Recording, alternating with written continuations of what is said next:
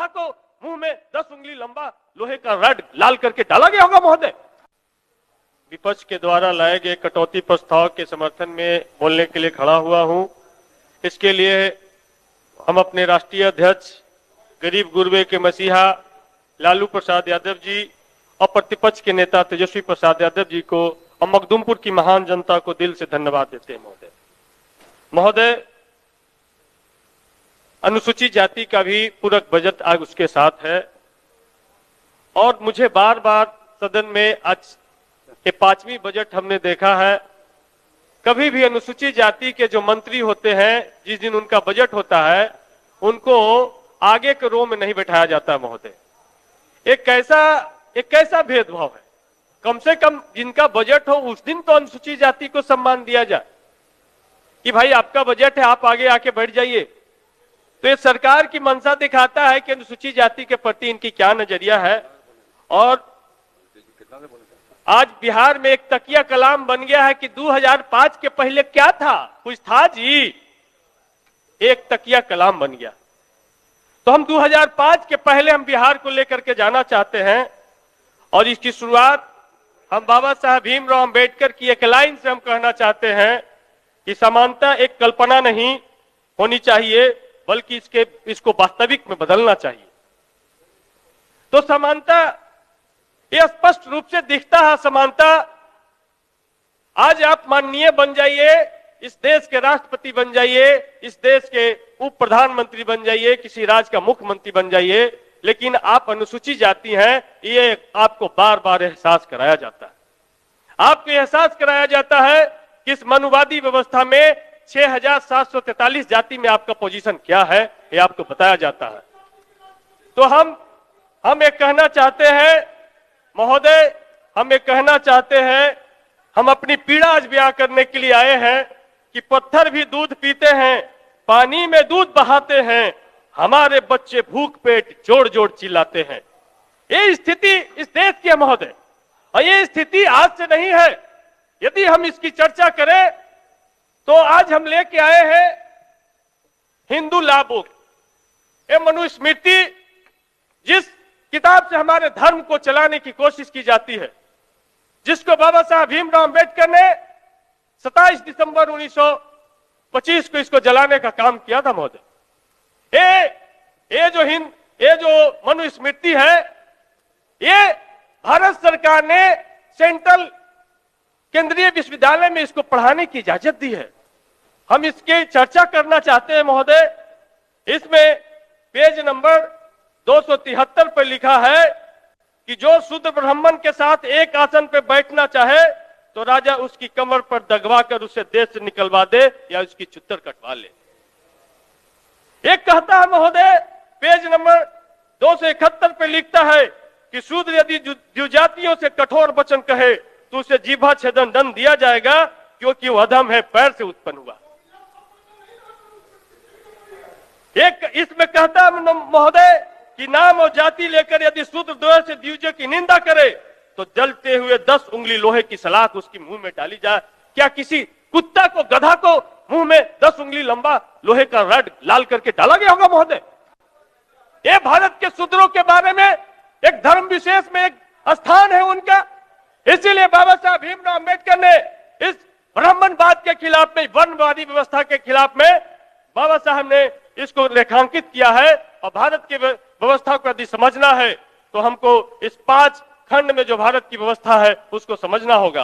वैदिक काल जो 600 ईसा पूर्व के पहले का काल है, बुद्ध काल जो 600 से 1200 ईसा पूर्व का काल है, मुस्लिम काल जिसको कह सकते हैं, या मध्यकाल 1200 ईस्वी से 1800 ईस्वी का काल है, ब्रिटिश काल जो 1800 से 1947, और अब जो स्वतंत्रोत्तर काल चल रहे हैं जिसमें भारत का संविधान लागू हो गया, उस काल में हम जी रहे हैं महोदय, उस काल में हम जी रहे हैं। लेकिन ये जो स्पष्ट रूप से हम कहना चाहते हैं महोदय कि आज हमने एक किताब पढ़ा आपके सेंट्रल लाइब्रेरी में, कांची लैया की बुक है हिंदुत्व मुक्त भारत की ओर। उसमें वो बड़े सोशल साइंटिस्ट, दुनिया के बड़े सोशल साइंटिस्ट डॉक्टर अंबेडकर के बाद वो गिने जाते हैं। उन्होंने साफ साफ कहा कि इस देश में ये जो ब्राह्मणवादी मनुवादी व्यवस्था जो दलितों पर, शूद्रों पर जो थोपा गया, इसको अगर बुनियादी समझ विकसित करनी है तो समझना चाहिए कि इस देश ने किला बनाया, महल बनाया, कोठी बनाया महोदय, लेकिन उसमें शौचालय नहीं बनाया।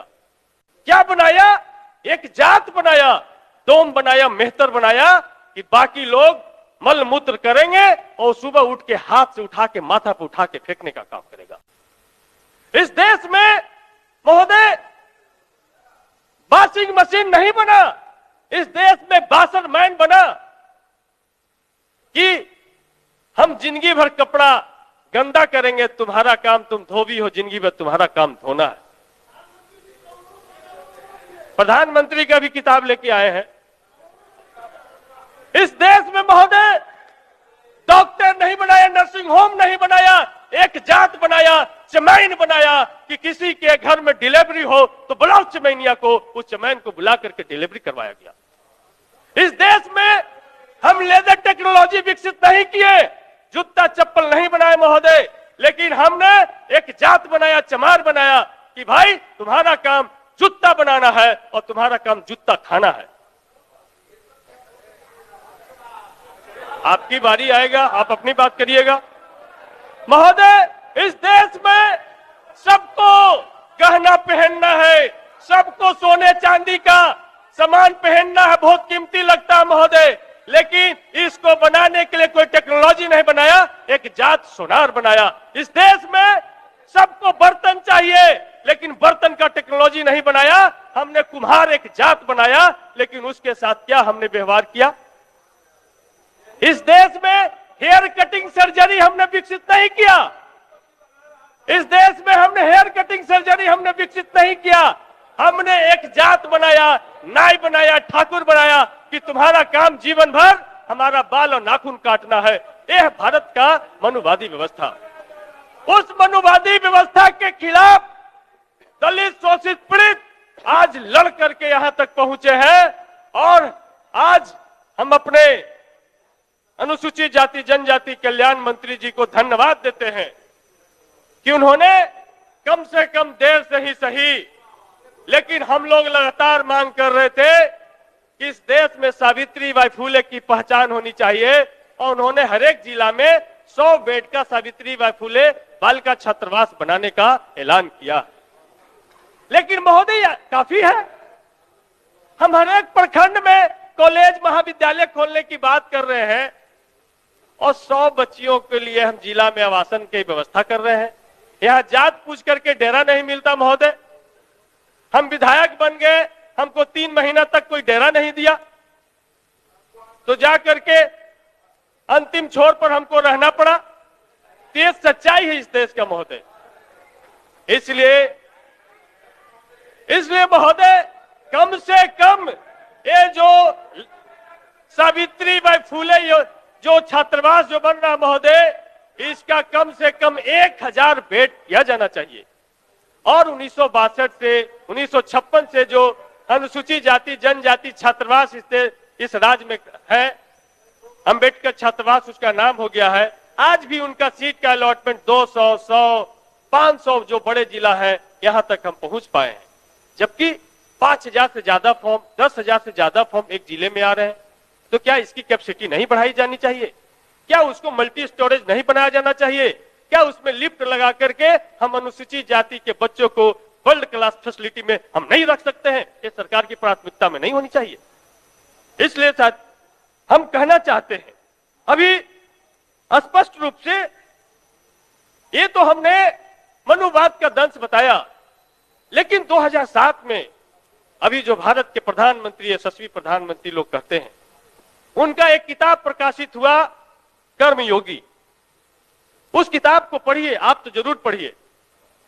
उस कर्मयोगी के बारे में नरेंद्र दामोदर दास मोदी जी ने लिखा कि भारत में मल मूत्र साफ करना, पैखाना साफ करना, गंदगी साफ करना, ये दलितों का परम कर्तव्य है। इसको साफ करके उनको ये गलत उदाहरण मत पेश करिए, उनको आत्मसंतुष्टि की अनुभूति होती है। महोदय पढ़ा जाए, हमने रेफरेंस दिया महोदय, नहीं गलत है, झूठ नहीं बोल रहे हैं। आप बैठिए बैठिए। प्रोसीडिंग में नहीं जाएगा, बैठिए ना। महोदय, प्रोसीडिंग में नहीं जाएगा, तो गलत ये उदाहरण है परम आपका। सुख, ये परम सुख नहीं जाएगा उनको क्यों प्रोसीडिंग नहीं में, बैठिए प्राप्त आप। करना चाहिए? ये परम सुख उनको क्यों नहीं प्राप्त करना चाहिए महोदय? हम स्पष्ट रूप से कहना चाहते हैं